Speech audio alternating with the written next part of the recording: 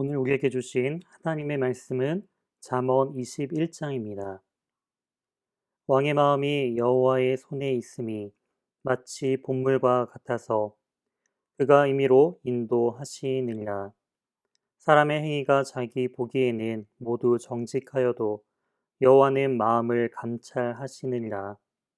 공의와 정의를 행하는 것은 제사 드리는 것보다 여호와께서 기쁘게 여기시느니라. 눈이 높은 것과 마음이 교만한 것과 악인이 형통한 것은 다 죄니라.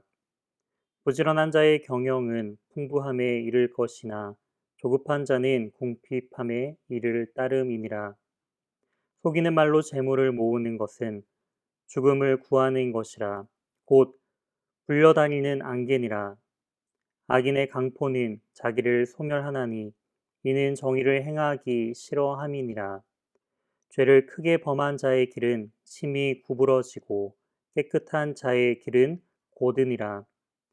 다투는 여인과 함께 큰 집에서 사는 것보다 움막에서 사는 것이 나으니라.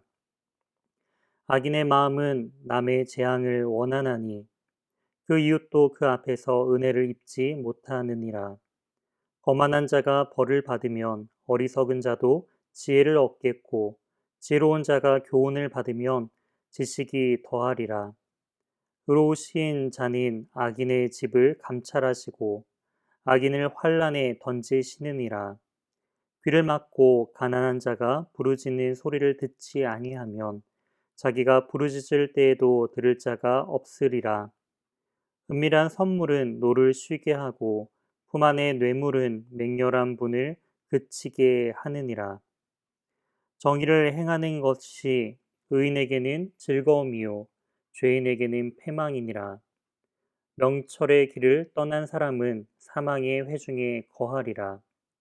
연락을 좋아하는 자는 가난하게 되고 술과 기름을 좋아하는 자는 부하게 되지 못하느니라. 악인은 의인의 속전이 되고 사악한 자는 정직한 자의 대신이 되느니라. 다투며 성내는 여인과 함께 사는 것보다 광야에서 사는 것이 나으니라. 지혜 있는 자의 집에는 귀한 보배와 기름이 있으나 미련한 자는 그것을 다 삼켜 버리느니라. 공의와 인자를 따라 구하는 자는 생명과 공의와 영광을 얻느니라. 지혜로운 자는 용사의 성에 올라가서 그 성이 의지하는 방벽을 허느니라. 입과 혀를 지키는 자는 자기의 영혼을 환난에서 보전하느니라. 무례하고 교만한 자를 이름하여 망령된 자라 하나니 이를 넘치는 교만함으로 행함이니라. 게으른 자의 욕망이 자기를 죽이나니 이는 자기의 손으로 일하기를 싫어함이니라. 어떤 자는 종일토록 탐하기만 하나 의인은 아끼지 아니하고 베푸느니라. 악인의 재물은 본래 가증하거든 하물며 악한 뜻으로 드리는 것이랴. 거짓 증인은 패망하려니와 확실히 들은 사람의 말은 힘이 있느니라. 악인은 자기의 얼굴을 굳게 하나 정직한 자는 자기의 행위를 삼가느니라. 지혜로도 못하고 명철로도 못하고 모략으로도 여호와를 당하지 못하느니라. 싸울 날을 위하여 마병을 예비하거니와 이김은 여호와께 있느니라. 아멘. 오늘은 인도하시는 하나님이라는 제목으로 하나님의 말씀 증거하겠습니다. 본문 말씀 중 1절에서 3절을 중심으로 말씀을 살펴보도록 하겠습니다. 어제 잠언 20장에서 살펴본 것과 같이 21장에서도 1절에 왕이 등장하고 있음을 우리는 살펴볼 수 있습니다. 나라를 좌지우지할 수 있는 세상의 왕도 그의 마음이 하나님의 손에 달려 있다고 말씀하고 있습니다. 이것은 마치 농부가 볼을 만들어 물을 담아 물기를 내어 자신의 밭으로 물을 대는 것처럼 주님은 지혜로운 농부로서 왕의 마음을 인도하여 백성들을 복되게 하시는 분이심을 비유하고 있습니다.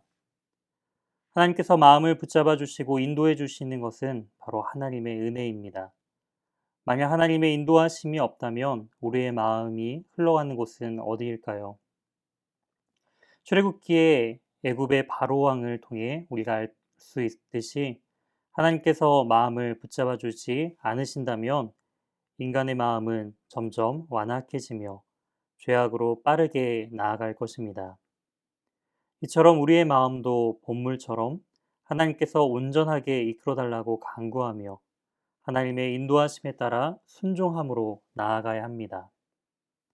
1절에서 하나님의 주권에 대해 이야기했다면 2절에서는 하나님의 전지전능하심을 나타내고 있습니다. 사람의 행위가 자기 자신 보기에는 정직해 보여도 여호와 하나님께서는 우리의 마음 깊은 곳까지 감찰하시고 모든 것을 아시는 분이십니다. 겉으로 드러난 부분은 우리가 정직해 보일 수도 있고 좋은 사람으로 자신을 꾸밀 수도 있습니다. 하지만 우리의 마음 깊은 곳에 있는 죄성과 죄의 습관이 우리에게 여전히 남아있음을 우리는 명심해야 합니다. 그리고 정직히 하나님 앞에 우리의 연약함을 고백하며 겸손히 주님의 이끄심에 순종해야 합니다. 주님께서 인도하시는 삶의 모습은 과연 어떠한 모습일까요? 3절에서 말씀하시는 것처럼 바로 그러한 삶의 모습은 공의와 정의를 행하는 삶입니다. 이러한 삶을 주님께서는 기쁘게 여기시며 주님께서 인도하시는 삶의 모습임을 우리는 기억해야 합니다. 공의와 정의를 행하는 것, 이러한 삶이 가능한 것은 바로 공의와 정의를 우리에게 행하신 예수 그리스도 안에서만 가능한 것임을 우리는 기억해야 합니다. 21장에서 마지막 절인 31절을 마지막으로 살펴보게 되면은 전쟁의 승리는 여호와께 있음을 결론적으로 말씀하고 있습니다. 구약 시대의 전쟁에 있어서 마병은 전쟁을 행함에 있어서 가장 탁월한 무기로서 상징을 하고 있는데요. 그래서 전쟁을 준비함에 있어 마병을 준비하는 것 너무나 중요합니다. 하지만 이러한 마병보다 더 중요한 것은 바로 최종적인 승리는 오직 여호와께 달려 있다는 것을 우리는 기억해야 합니다. 오늘 잠언 21장에서는 하나님의 주권, 그리고 하나님의 전능하심, 그리고 승리의 주관자 되신 하나님을 증거하고 있습니다. 우리의 모든 인생이 하나님의 주권 안에 있음을 기억하며 모든 것을 아시는 하나님을 신뢰하고 또한 최종 승리를 주실 그 하나님을 의지하며 오늘 하루도 승리하는 연희교회 성도님들이 되시길 주님의 이름으로 소망합니다. 함께 기도하시겠습니다. 하나님 아버지 감사합니다. 우리의 마음을 주님의 선한 곳으로 이끄시며 인도하시는 주님, 하나님의 전능하심을 신뢰하며 눈앞의 현실에 좌절하거나 낭망하지 않고 우리를 승리케 하시는 하나님의 온전하심을 의지하고 신뢰하는 우리 모두가 될 수 있도록 주님 인도하여 주시옵소서. 오늘 하루도 하나님과 동행하는 복된 인생이 될 것을 소망하오며 이 모든 말씀 예수 그리스도의 이름으로 기도드립니다. 아멘. 이어서 다음 기도 제목을 가지고 함께 기도하시겠습니다. 첫 번째, 오늘 말씀을 기억하며 우리의 마음을 지켜주시고 하나님의 인도하심을 신뢰하고 따라가는 믿음을 주시도록 기도해 주시기 바랍니다. 두 번째, 담임 목사님 청빙을 위해 기도해 주시기 바랍니다. 연희교회가 한 몸을 이루는 지체로서 머리 되신 예수님의 말씀과 뜻을 잘 전달할 수 있는 준비된 목회자를 모실 수 있도록 성도들의 영혼을 사랑하고 푸른 초장으로 인도하며 영혼의 생수를 마시며 성장시키는 목회자를 모실 수 있도록 사람의 생각과 방법이 아닌 오직 주님의 뜻과 방법으로 준비된 목회자를 모실 수 있도록 기도해 주시기 바랍니다. 세 번째, 코로나19의 조속적인 종식과 교회와 모든 성도들의 안전을 위해 기도해 주시기 바랍니다. 네 번째, 최종상 6명이 선교사님의 사역과 가정 그리고 건강을 위해 기도해 주시기 바랍니다.